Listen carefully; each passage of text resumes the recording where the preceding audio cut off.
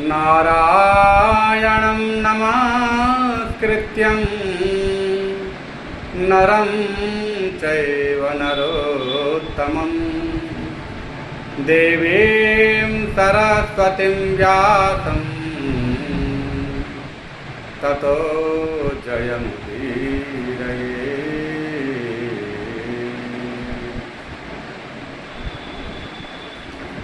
जय श्री कृष्णा। श्री राधा रमण जी की कृपा से आज के सत्संग में हम इस विषय पर चर्चा करेंगे कि किसी भी पूजा यज्ञ हवन के पश्चात बची हुई सामग्री को कहाँ विसर्जित करें। अधिकांशतः सभी भक्तों के यहाँ पर किसी न किसी रूप में यज्ञ हवन इत्यादि होते रहते हैं, लेकिन देखा जाता है कि उस हवन यज्ञ के पश्चात 3 अपराध ज़्यादातर लोग कर बैठते हैं, जिसके कारण से वो पूजा के फल से वंचित रह जाते हैं। जैसा कि पहला काम तो पूजा के बाद पूजा की चढ़ी हुई सामग्रियों के साथ जो नीचे गिरी हुई सामग्री है, अवशिष्ट भाग है, हमारे पैरों के नीचे आ चुका है, वहाँ पर रोली के पाउच हैं, कपूर के पाउच हैं, अगरबत्ती धुबत्ती के पैकेट हैं, माचिस के डिब्बी तक हमने देखा है कि सब समेट करके एक पिन्नी में भर के या किसी थैले में रख दिया जाता है कोने में, और 2, 4, 10 दिन बाद जब भी कभी वो गंगा जी जाते हैं तो उसको कुछ लोग ऊपर से ही डाल देते हैं, पुल के ऊपर से, तो कुछ लोग प्रवाहित कर देते हैं, जिससे गंगा जो माता हैं, हमारी संपूर्ण ब्रह्मांड की जननी हैं, ऐसे गंगा जी का उपेक्षा करके उसमें अपवित्र वस्तु डालकर उनका अपमान तो किया ही, उनका श्राप लिया, पर्यावरण की क्षति के द्वारा भी आपने प्रकृति को नुकसान पहुंचाया। और कई दिनों तक पूजा पाठ की विसर्जन होने के पश्चात भी बांध कर को कोई चीज़ रखी है, उसको विसर्जित नहीं किया, उसके कारण आप पूजा के फल से वंचित भी रह गए। तो क्या करें, इसको ध्यान से सुनिए, ध्यान से समझिए। कोई भी पूजा होता है तो पूजा हवन के पश्चात में जो मंगल कलश स्थापित किया गया है, उसको ब्राह्मण देवता अपने स्वस्ति और मंगलकारी शुभ श्लोकों से उस कलश के द्वारा यजमान पर छींटे लगाते हैं, उनका अभिषेक करते हैं, और उसके पश्चात उसके अंदर बचे हुए अवशिष्ट जल से घर में आप छींटे लगा सकते हैं। और भी कोई जल बच जाए, उसमें जल बच जाए तो उसको आप पेड़ पौधे में सिला दीजिए, अथवा स्नान भी कर सकते हैं, स्नान के पात्र में डालकर स्नान भी कर सकते हैं। पूजा की चढ़ी हुई सामग्री में कौन सी चीज़ कहाँ पर डालें, इस बात का विशेष ध्यान रखें।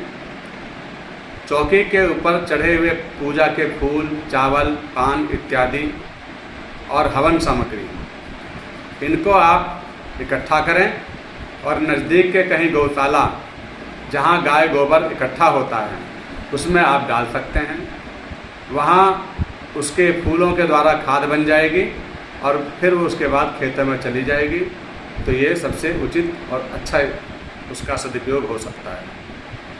साथ ही में जो नीचे गिरे हुए सामग्री है, पिन्नी है, प्लास्टिक है, दोने हैं, पत्ते हैं, वे सब के सब मिट्टी के दीवे हैं बुझे हुए, इनको आप डस्टबिन में डालें। ये सब कूड़ा है, इनको सिलाना नहीं चाहिए, न सिलाने का इनका विधान है, तो इनको आप कूड़े में ही डालिए।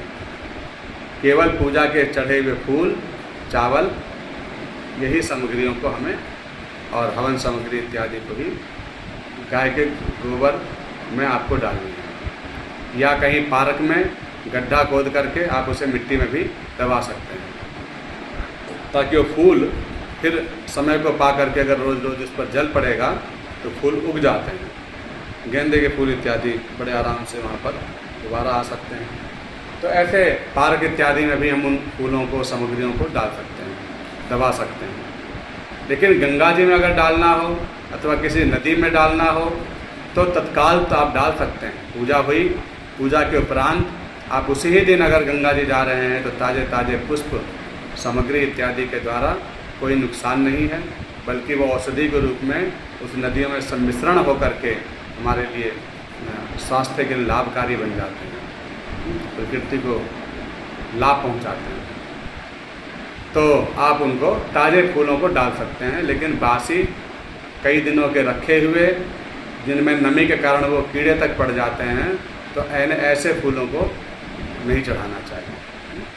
ताज़े फूल आप गंगा आदि नदियों में डालने का विधान भी है, आप डाल सकते हैं। और अगर कई कुछ दिन बाद ही अगर गंगा जी में ही विसर्जित करना है, तो फिर उसका भी एक तरीका ये है कि आप उन चढ़े हुए पूजा के फूल चावल को एक परात में रख लीजिए, 1-2 दिन में सूख जाएंगे, सूखने के बाद फिर आप उसको सिला दीजिए। लेकिन अन्यथा अगर तत्काल फूल और चावल डाले जाएं तो ठीक, अन्यथा कई दिन बाद अगर डालने हों तो इस बात का विशेष ध्यान रखें कि उनको हम गौशाला के नज़दीक के गौशाला में गोबर के खत्ते में ही डालें, नदियों में ना डालें। जय श्री कृष्ण।